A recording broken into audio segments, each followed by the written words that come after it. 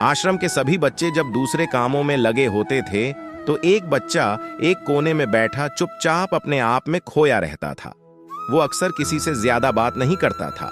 आश्रम की सभी जिम्मेदारियां पूरी करने के बाद जहां सभी बच्चे पूरे दिन की घटनाओं की चर्चा करने लगते हैं, वहीं पर वो शांत रहने वाला बच्चा एक बरगद के पेड़ के नीचे बैठकर ध्यान करने लगता। सभी बच्चों को आश्चर्य होता था क्योंकि उसका कोई दोस्त नहीं था। वो अक्सर आश्रम में अकेला ही घूमता रहता था। ये देखकर उसके गुरु को बड़ी प्रसन्नता होती थी। उसे लगता था कि कोई तो है आश्रम में जो मौन यानी कि चुप रहने की ताकत को समझता है, उसके महत्व को समझता है। आश्रम के बारे में जब भी कोई जरूरी निर्णय लेना होता, उसकी राय जरूर लिया करते थे, लेकिन यही बात गुरुजी के एक दूसरे शिष्य को बड़ी खटकती थी। क्योंकि वो गुरुजी का प्रिय शिष्य बनना चाहता था, इसीलिए वो गुरुजी के सामने दूसरे बच्चों के कामों में कुछ न कुछ कमियां निकालता रहता था, जिससे गुरुजी उसे महान समझने लग जाए। अक्सर वो अपनी जिम्मेदारियां पूरी तरह से निभाने का दिखावा भी करता, चाहे उससे कोई सलाह ना भी मांगे, लेकिन फिर भी वो उन्हें अपनी सलाह देता रहता था। वो बहुत ही बातूनी शिष्य था और आश्रम के दूसरे सभी बच्चों में बहुत प्रसिद्ध भी था, क्योंकि वो सबसे हंसी मजाक करता रहता था, उनसे दिन भर बातें करता रहता था, इसीलिए उसकी सबसे दोस्ती हो गई थी। लेकिन जब आश्रम के गुरु उसकी राय ना लेकर दूसरे बच्चे की राय लेते थे, तो ये बात उसे बड़ी खटकती थी। उसे ये लगता था कि वो उस दूसरे बच्चे से ज्यादा बुद्धिमान है, लेकिन गुरुजी फिर भी उसकी तरफदारी करते हैं। ऐसा नहीं था कि गुरुजी को बातूनी शिष्य के स्वभाव के बारे में पता नहीं था, लेकिन गुरुजी उसे अपने तरीके से सीख देना चाहते थे, ताकि उसकी ज्यादा बोलने की आदत, दिखावा करने की आदत, दूसरों में कमियां निकालने की आदत हमेशा हमेशा के लिए खत्म हो जाए और वो मौन रहकर ध्यान की गहराइयों को छुपाए।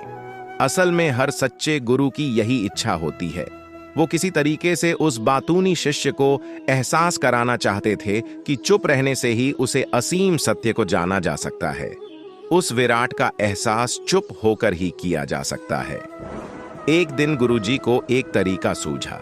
उन्होंने आश्रम के सभी बच्चों को अपने पास बुलाया और कहा कि मैं तुम सभी को दो दो हिस्सों में बांटकर अलग अलग गांवों में भिक्षा मांगने के लिए भेज रहा हूं, और जो भी दो बच्चे सबसे ज्यादा भिक्षा मांगकर लाएंगे, उन दोनों को आश्रम की सभी जिम्मेदारियां निभाने का मौका दिया जाएगा। अपनी बात जारी रखते हुए गुरुजी ने बताया कि भिक्षा मांगने से हमारा अहंकार खत्म होता है, इसीलिए हर शिष्य पूरे मन से भिक्षा मांगे। कोई भी इस काम को औपचारिकता में न ले, वरना तो वो अपने जीवन का बहुत बड़ा ज्ञान खो देंगे। आश्रम के गुरुजी ने जानबूझकर बातूनी शिष्य और चुप रहने वाले शिष्य की जोड़ी बना दी। बातूनी शिष्य के मन में सिर्फ एक ही बात चल रही थी कि इस बार उसे मौका मिला है और इस बार वो गुरुजी को दिखा देगा कि वो चुप रहने वाले शिष्य से कितना ज्यादा प्रतिभावान है। दोनों शिष्यों ने आपस में अपनी सहमति से निर्णय लिया कि दोनों गांव के अलग अलग जगह से भिक्षा मांगना शुरू करेंगे, ताकि भिक्षा मांगने का काम जल्दी खत्म किया जा सके। चुप रहने वाला शिष्य हर द्वार पर जाकर अपने हाथ जोड़कर अपना भिक्षा का पात्र उनके सामने कर देता। उसके चेहरे पर एक सादगी और उसकी आंखों में एक एकांत होता था, जिससे भिक्षा देने वाले उसे भिक्षा देकर अपने आप को अनुग्रहित समझते थे। वहीं पर दूसरा बातूनी शिष्य हर द्वार पर जाकर उनको कुछ ना कुछ ज्ञान देने लगता था, जिससे ज्यादातर लोग उसे बिना भिक्षा दिए ही लौटा देते थे। पूरे गांव में भिक्षा मांगकर जब दोनों गांव के बीच में मिले, तो बातूनी शिष्य ने देखा कि चुप रहने वाले शिष्य के पास उससे दुगुनी भिक्षा थी। ये देखकर उसे मन ही मन बहुत ठेस पहुंचा। लेकिन जब वो दोनों भिक्षा का सामान लेकर आश्रम की तरफ जा रहे थे, तब बातूनी शिष्य को एक चालाकी सूझी। उसने चुप रहने वाले शिष्य से कहा कि हमें अपनी भिक्षा एक ही थैले में डाल लेने चाहिए। गुरुजी ने हम दोनों को एक साथ भिक्षा लाने के लिए कहा था। चुप रहने वाले शिष्य ने बिना कुछ बोले अपनी सारी भिक्षा उसके थैले में डाल दी। बातूनी शिष्य मन ही मन बहुत खुश हो रहा था कि अब गुरुजी को ये पता नहीं चलेगा कि ज्यादा भिक्षा हम में से किसने मांगी। उसे लग रहा था कि गुरुजी मुझे इससे कम प्रतिभावान समझेंगे, इसीलिए उसने ये तरकीब लगाई। सभी शिष्यों के आने के बाद संध्या के समय जब सभी की भिक्षा तो ली गई, तो इन दोनों शिष्यों की भिक्षा सबसे ज्यादा निकली। गुरुजी ने इन दोनों का अभिवादन करते हुए आश्रम के सभी बच्चों के सामने उनकी पीठ थपथपाते हुए उन्हें मुबारकबाद दी और कहा कि मैं आश्रम का कार्यभार तुम दोनों को नहीं सौंप सकता। इससे आपसी मतभेद होने का खतरा रहता है।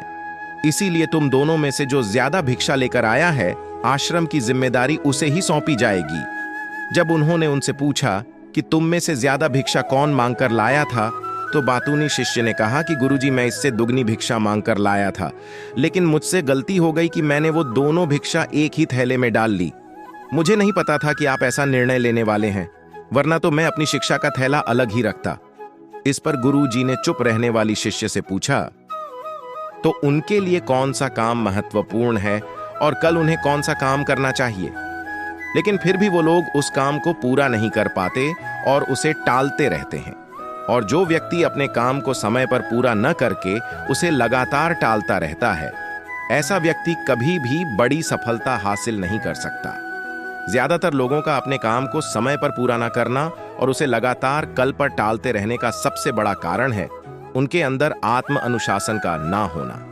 क्योंकि जो व्यक्ति आत्मा अनुशासित हैं, वो अपना हर काम समय पर पूरा करता है। सफल आदतों की श्रेणी में चौथी आदत है, आपको हर दिन कुछ ना कुछ नया सीखना चाहिए या फिर कुछ ना कुछ नया पढ़ना चाहिए। अगर आप हर दिन 1 से 2 घंटे का समय अपने लिए कुछ नया सीखने, पढ़ने या फिर अपने व्यक्तिगत विकास के कामों में नहीं लगा रहे हैं, तो फिर आप चाहें कितनी ऊंचाइयों पर हो, कितने ही समझदार और बुद्धिमान हो, आप जिंदगी में हारने ही वाले हैं, आप नीचे गिरने ही वाले हैं। किसी बुद्धिमान व्यक्ति ने कहा है कि सीखना कभी बंद नहीं होना चाहिए, क्योंकि लगातार अभ्यास से ही व्यक्ति महान ऊंचाइयों को हासिल कर सकता है। सीखने का कोई भी तरीका हो सकता है, जैसे अच्छी किताबें पढ़ना, अपने क्षेत्र के सबसे सफल लोगों की बातें सुनना, रोज अपने काम का अभ्यास करना इत्यादि। अगर आपको दुनिया के 1% सफल लोगों में शामिल होना है, तो लगातार सीखते रहने की आदत को अपने जीवन का अभिन्न हिस्सा बनाना ही पड़ेगा। तो आप अपने साथ वक्त बिताने लगते हैं, जिससे कि आप अपने एकांत को जान पाते हैं। और एक बार अगर मन में एकांत स्थापित हो जाए, तो आपकी आंखों में, आपके चेहरे पर वो सादगी, वो एकांत, वो स्पष्टता की झलक, सब कुछ सामने नजर आने लगता है। कुछ साबित करने को नहीं रह जाता, कुछ बताने को नहीं रह जाता, सब कुछ आंखों में देखा जा सकता है। चुप रहने वाले शिष्य की तरफ इशारा करते हुए गुरुजी ने कहा कि अभी जो दृश्य है इस बच्चे ने देखा, वो ज्यादा बोलने वाला आदमी कभी नहीं देख पाएगा। वो अपनी बुद्धि से तर्क वितर्क करता रहेगा कि उसे क्या क्या दिखाई दे रहा है, लेकिन उसमें से वो महसूस कुछ भी नहीं कर पाएगा। उसे दिखाई दे जाएंगे पहाड़, सूरज या फिर उसकी लालिमा, लेकिन उस सुंदरता को, उस विराट को, उस अद्वैत को वो कभी नहीं देख पाएगा। अगर चुप रहने की कला सीखनी है, तो तुम्हें सबसे पहले एक बात ध्यान रखनी होगी कि तुम्हें किसी को भी प्रभावित करने की कोशिश नहीं करनी है।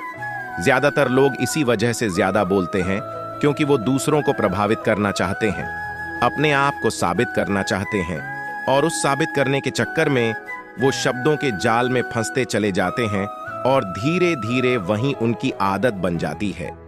अगर कोई व्यक्ति दूसरों को प्रभावित करना चाहता है, तो वो कितने लोगों को प्रभावित कर पाएगा? उसकी ये भूख बढ़ती जाएगी और वहीं संसार में सभी को कभी भी प्रभावित नहीं कर पाएगा। इसलिए यह समझने की बात होती है कि बहिर्मुखी होने की बजाय हम अंतर्मुखी होकर अपने आप को समझ सकते हैं। अपनी बातों को खत्म करते हुए गुरुजी ने अपना आखिरी संदेश दिया। उन्होंने बताया कि अगर कोई व्यक्ति ज्यादा समय तक चुप नहीं रह सकता, तो उसे थोड़े समय से अभ्यास करना चाहिए।